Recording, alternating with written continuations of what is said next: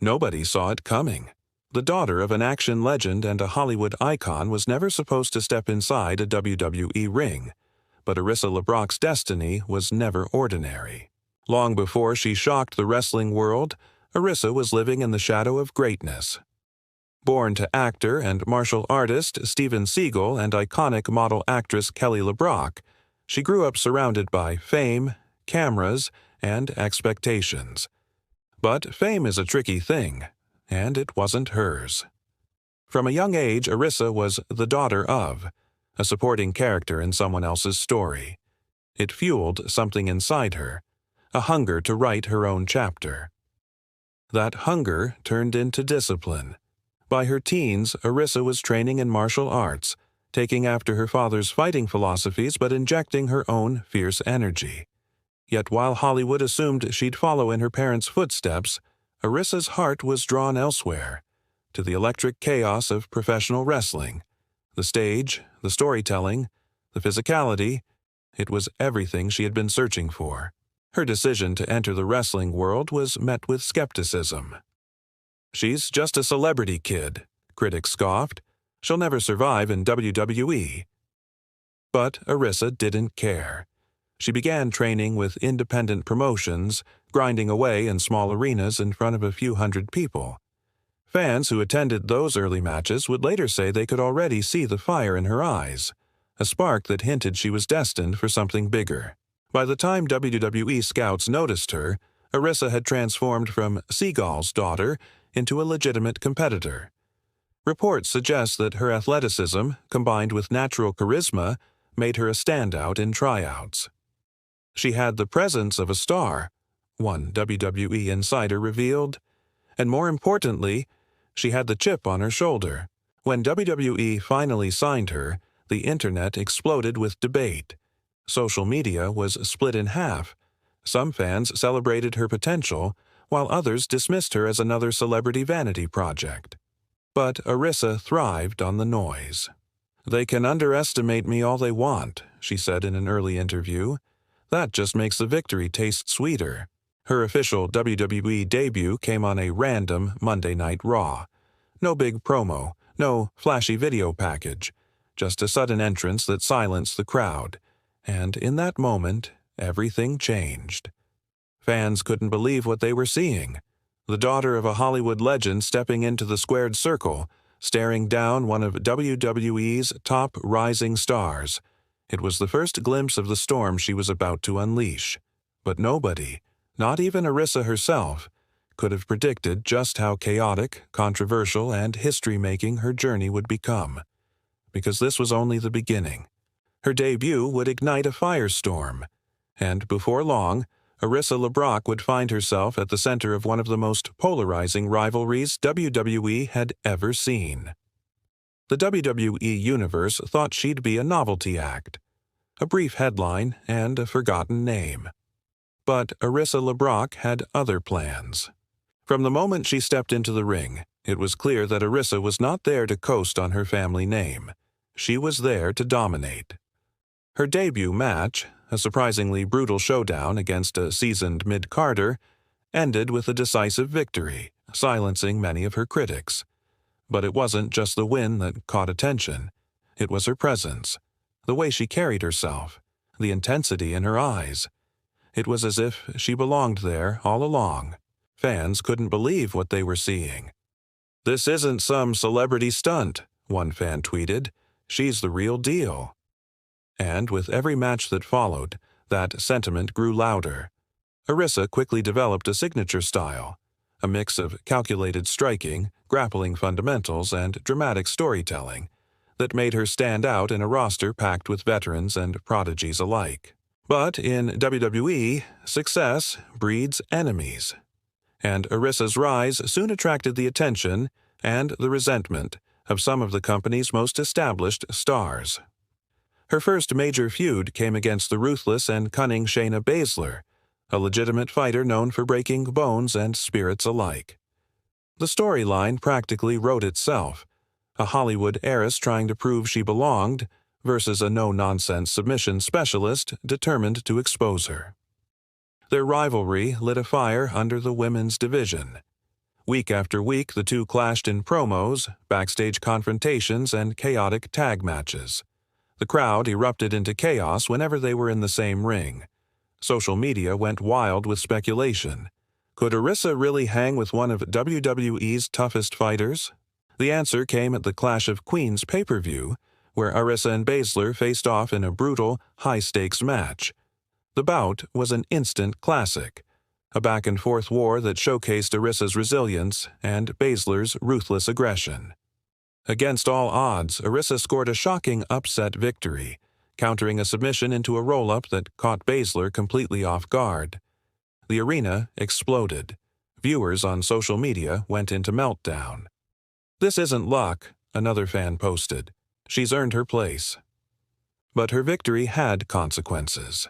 It painted a target on her back, and soon the entire women's division saw her as a threat. Rivals like Rhea Ripley and Bianca Belair called her out. Even veterans like Charlotte Flair hinted that they weren't impressed. And behind the scenes, whispers began. Some wrestlers reportedly resented the attention she was getting, believing WWE was fast-tracking her to superstardom. None of it slowed her down. Arisa thrived under the pressure, and each new rivalry seemed to fuel her evolution.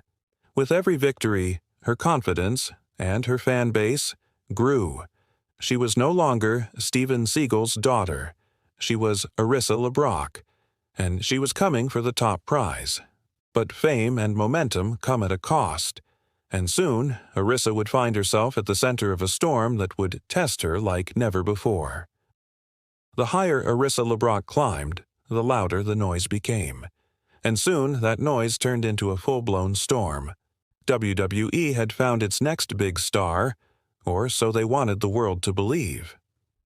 After her victory over Shayna Baszler, Arisa's momentum skyrocketed. She was featured in primetime segments, booked in marquee matches, and her merchandise was flying off the shelves. Commentators hyped her as a future champion, and executives reportedly saw her as the face of the new era. But not everyone was thrilled. Fans who once praised her began questioning the speed of her rise. "This is too fast," one fan wrote on Reddit. "She's good, but not that good." Others accused WWE of using her famous family name to manufacture a superstar. Rumors swirled that backstage officials were protecting her, scripting matches to make her look strong, shielding her from heavy losses, and positioning her above more deserving talent. The backlash didn't stop with the audience. Inside the locker room, tensions were brewing. Several established superstars reportedly voiced frustration about her rapid ascent. "We've been grinding for years to get a shot," one unnamed veteran allegedly told a journalist. "She walks in and gets it in months." It was a narrative WWE couldn't control, and one that began to shape how fans viewed Arisa. Arisa herself remained silent. In interviews, she avoided the controversy and focused on her craft. "I'm here to work," she told one reporter. "If people want to hate me for that, that's their choice." But behind that calm exterior, insiders said she was feeling the weight of the criticism. Friends claimed she doubled her training schedule, determined to prove that she deserved every opportunity she was getting. Still, the perception of favoritism continued to haunt her. Each victory, no matter how hard-earned, was met with skepticism. Each promo was dissected. Every storyline was questioned. Fans couldn't believe what they were seeing. And not in a good way this time. Social media went wild with accusations, with hashtags like US Nepotism Champion and WeSue Pushgate trending after one particularly dominant win over Asuka. The backlash reached its boiling point during a controversial match on SmackDown, where Arisa defeated Rhea Ripley after a suspicious referee decision. Ripley's foot had clearly been on the bottom rope during the pin, but the referee counted 3 anyway. The crowd erupted in boos, and WWE's social media was flooded with outrage. "This is ridiculous," one fan tweeted. "They're handing her everything." For WWE, the controversy was good business. For Arisa, it was a crucible. The pressure was suffocating, but it also forged her into something tougher. a performer who thrived not just on cheers but on hatred. And deep down, she knew this was all building toward one inevitable moment, a shot at the women's championship. That moment was closer than anyone expected, and when it finally came, it would shatter the WWE landscape and divide the wrestling world in ways nobody could have predicted. All roads had led to this. Every victory, every criticism, every ounce of pressure. It all built toward one night that would define Arissa LeBrock's legacy. The announcement came on a stormy Friday night episode of SmackDown. Arissa LeBrock would challenge reigning women's champion Bianca Belair at the upcoming WrestleFury pay-per-view. The WWE Universe was instantly divided. Half believed Arissa had earned her shot through grit and talent. The other half saw it as proof that WWE was handing her the crown on a silver platter. Either way, everyone knew one thing. This match was going to be explosive. The build-up was intense.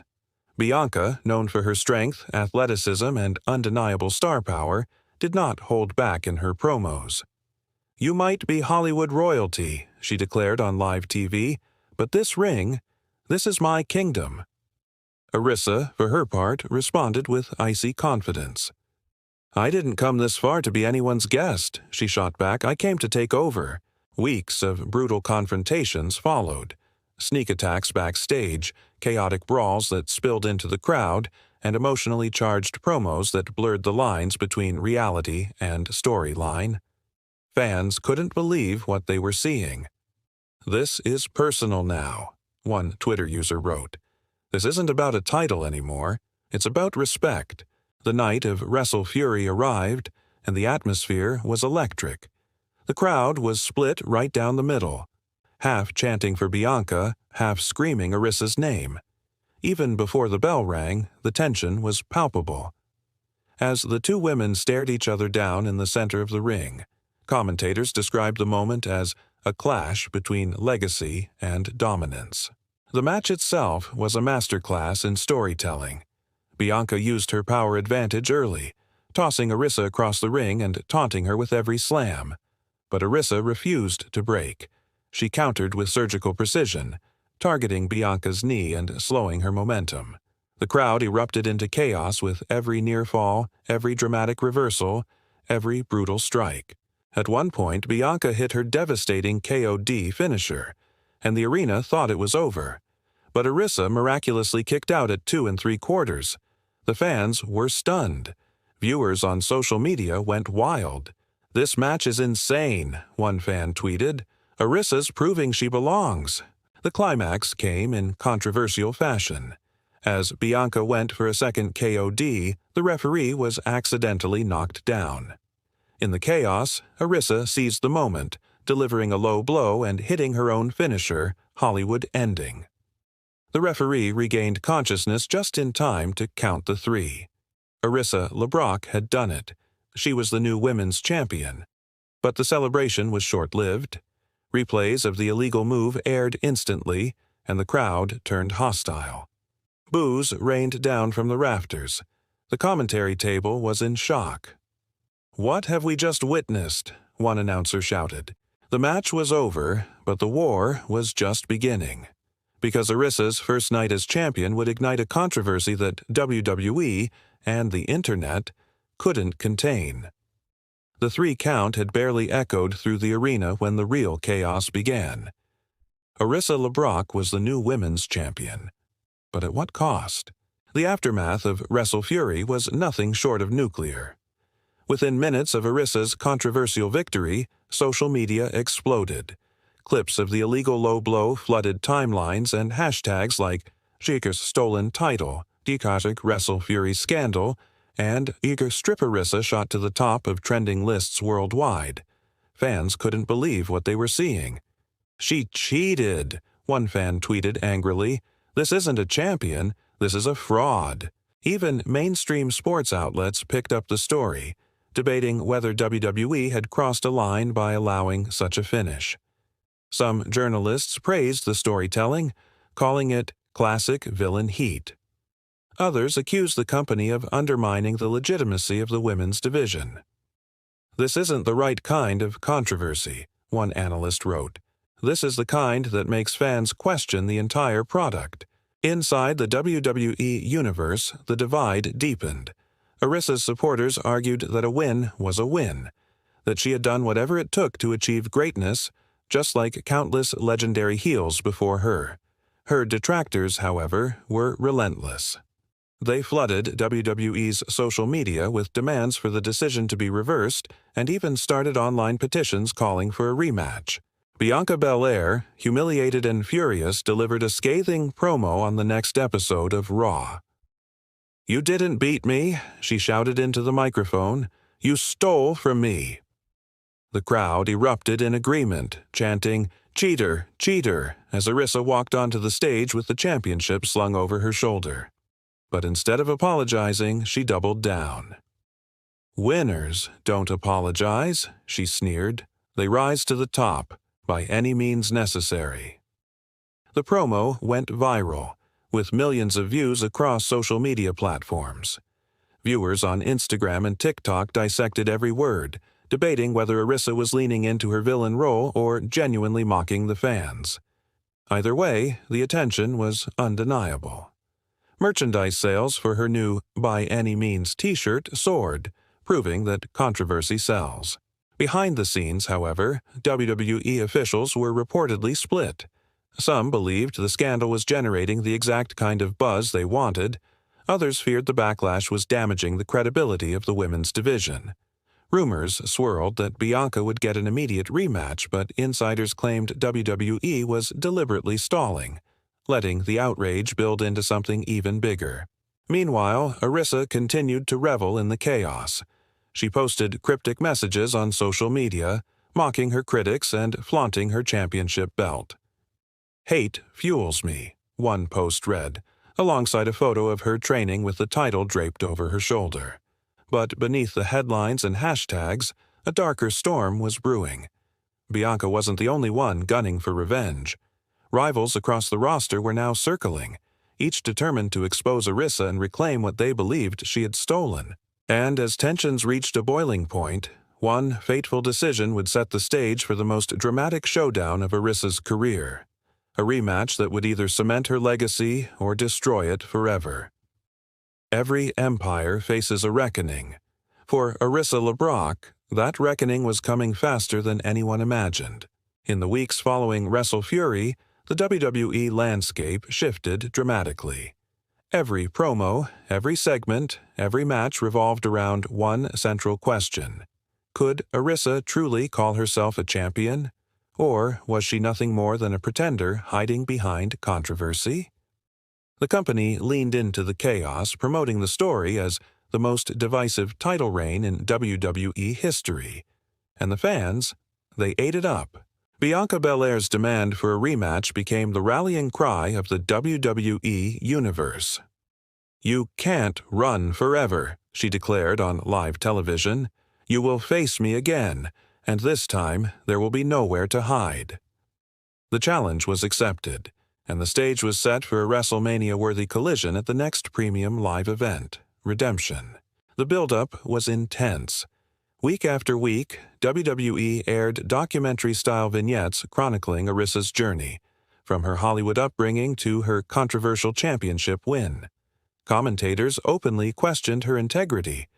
Legends like Trish Stratus and Lita weighed in, debating whether Arisa represented the future of women's wrestling or a dangerous shortcut to the top. Fans couldn't believe how polarizing she had become. "I hate her," one viewer tweeted, "but I can't stop watching." As Redemption approached, Arisa's demeanor changed. The arrogance remained, but there was something deeper beneath the surface. A quiet determination to prove, once and for all, that she was more than a scandal. "They want me to fall," she said in a backstage interview, "but this isn't the end of my story. This is where it truly begins." The rematch was everything fans hoped for and more. Bianca came out swinging, determined to expose Arisa and reclaim her title. Arisa, however, fought like a woman possessed, countering every move, adapting to every strategy. The match stretched beyond 30 grueling minutes, with both competitors pushing themselves to the limit. The crowd erupted into chaos with every near fall, and social media exploded with live reactions. "This is Match of the Year material," one fan posted mid-bout. In the end, controversy struck again. But this time, it wasn't Arissa's doing. As Bianca prepared to hit her finisher, a mysterious figure interfered, knocking her off balance. Arissa seized the moment, landing Hollywood Ending once more and securing the pinfall. The referee's hand hit the mat for 3, and the arena was stunned into silence. Arissa had retained. The internet once again exploded. But the narrative had shifted. She was no longer just the champion who cheated. She was the most talked-about performer in the entire industry. Love her or hate her, everyone had an opinion. Some called her a villain. Others hailed her as a revolutionary. But one thing was undeniable. Arissa LeBrock had forced the wrestling world to pay attention. Whether her story ends in redemption or ruin remains to be seen, but her controversial reign has already secured her a place in WWE history.